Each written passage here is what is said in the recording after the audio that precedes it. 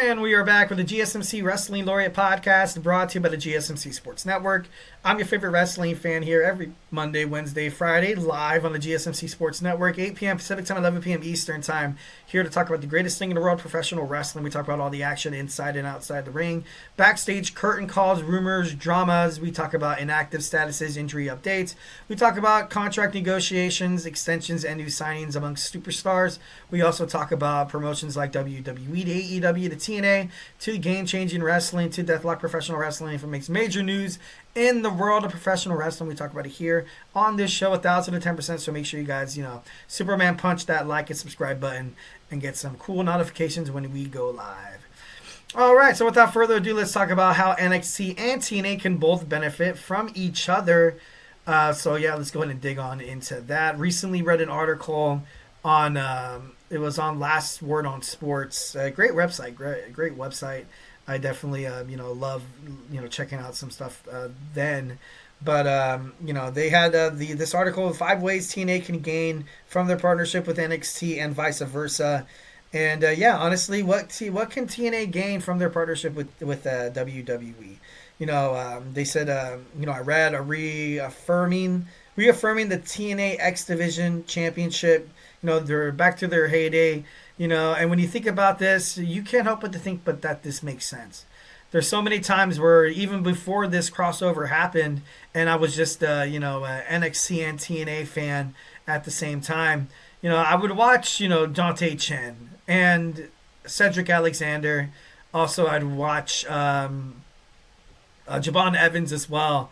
And I'm like, damn, these guys could be if they were in TNA, they'd be in X Division. They'd be a great X Division competitors. So I believe that 1,010%. I do think that this would be a great way to kind of revamp this X Division glory. You saw Riley Osborne.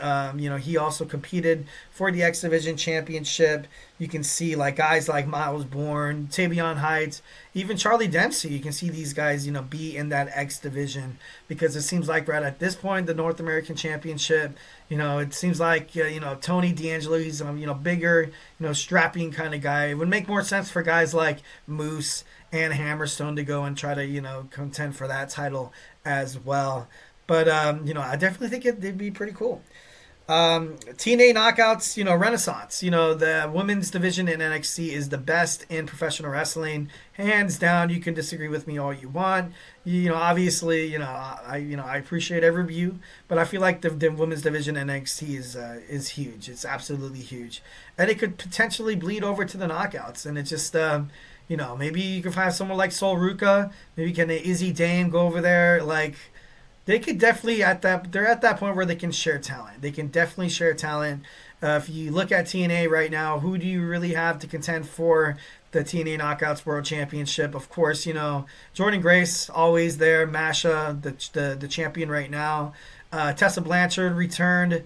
But after that, I don't really see much. I don't really see that much. I could be missing a couple of names, like Ash by Elegance potentially.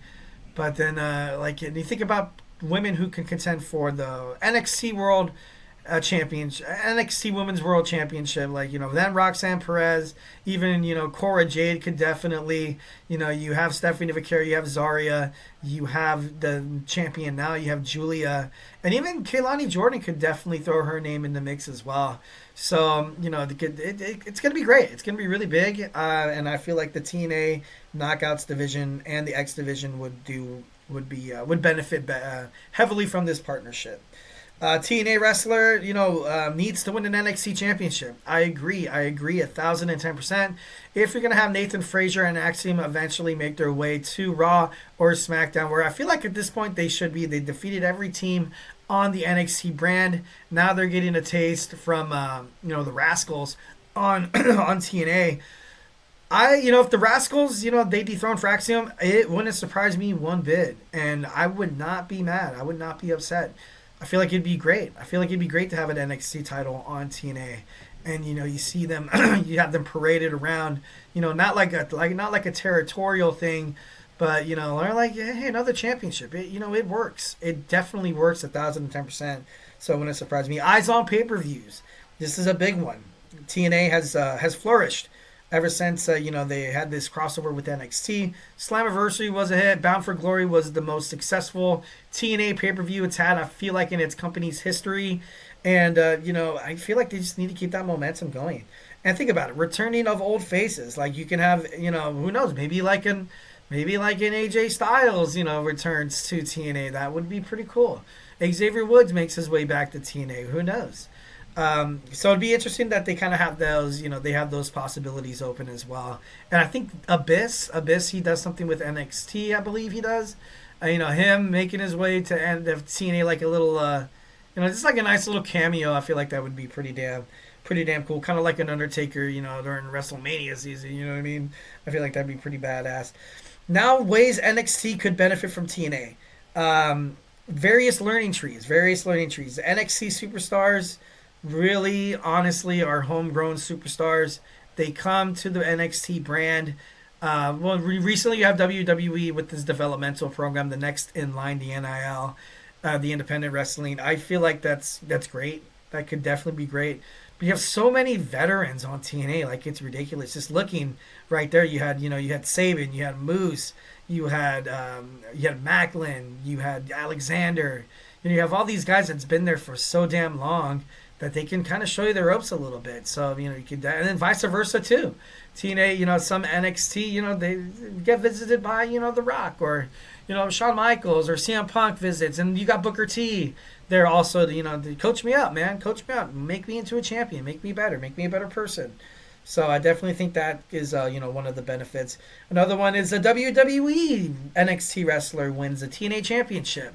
Right off the bat, I can't help but to think maybe you see Jakar Jackson and Lash Legend, defeat Spitfire, Danny Luna, and Jody Threat. Although I do love myself some Spitfire, but, Metaphor right now, they're on fire. They're absolutely on fire. One of the best tag teams in the women's division on Raw, SmackDown, or NXT. So, if they make their way onto TNA and, get those knockouts tag team championships, I wouldn't be mad at that. That'd be pretty damn cool. Next, we have the Hardys Farewell Tour. They will wrestle one last match in the WWE. This is kind of a nice little, promotion. A nice little, okay. I feel like they have one more WrestleMania in them, but I feel like that's it. I feel like it would be kind of like a one and done thing. I would be surprised if they did get a tag team title run in NXT. Would surprise the crap out of me. But, it could happen. And I, definitely wouldn't hate it. NXT alumni could possibly return to, could return from TNA. Obviously, was it Callahan? Mustafa Ali as well. That'd be pretty badass to see Mustafa Ali come back into WWE. That'd be pretty badass. Nick Nemeth, Dolph Ziggler, Matt Cardona. You have all these former WWE superstars that it would be cool. It would be amazing to see them cross that line. It'd be pretty badass. And the fifth and final one I got, let the big man flex. In NXT, you have big guys like Oba Femi and Tony D'Angelo. But after that, I can't really think of anybody that could really contend with those two guys. On TNA, they have Hammerstone. They have, PCO. They also have, AJ Francis. And they do have, they have Moose. They can have like a super heavyweight division. I feel like this would be great. I feel like it'd be pretty awesome for NXT to introduce like a new belt, like a super heavyweight. I thought they would do it, and to be honest, I would kind of advise against it because I feel like right now it's working pretty damn well. So I don't know. I feel like overall, like I said, it's amazing for the wrestlers for exposure, and it's going to be great for wrestling fans. All right, guys. So hey, do not go anywhere. My next segment, Happy Martin Luther King Day. We're gonna talk about, we're gonna talk a little bit about Martin Luther King's legacy. Go off script a little bit, away from wrestling. But then we're gonna talk about some of the greatest African American, wrestlers in WWE history. So grab your favorite snack, grab your favorite ice cold beverage. Join me here in about 25 seconds. So hey, do not go anywhere.